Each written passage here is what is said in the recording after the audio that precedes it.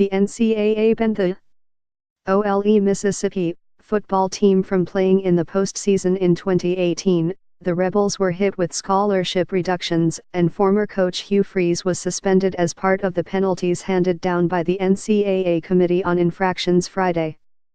The University of Mississippi released a statement saying it would vigorously appeal the postseason ban, which it deemed excessive and does not take into account the corrective actions that we have made in personnel, structure, policies, and processes to address the issues. Ole Mississippi, 6-6, will not participate in the 2017 postseason because of a self-imposed one-year bowl ban announced in February.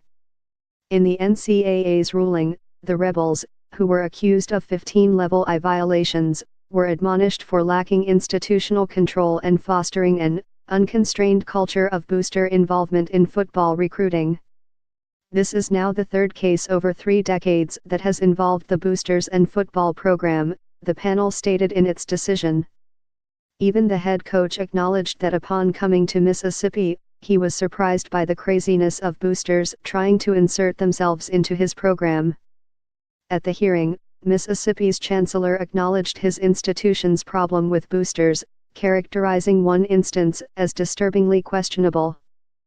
Greg Christopher, the chief hearing officer for the NCAA and athletics director at Xavier, said during a conference call Friday that, while the committee thought the self-imposed infractions were sufficient elsewhere, the additional bowl ban was given because of the seriousness of the case and the situation and what was appropriate. The case strikes at the heart of what college sports stands for, Christopher said. Ole Mississippi will file its notice of appeal early next week, athletic director Ross Bjork said, and will submit materials that it will also make public on its website. He said that the process from appeal to completion should take 3 to 6 months. There's anger, there's frustration, there's sadness, Bjork said. But now we have to get back to work.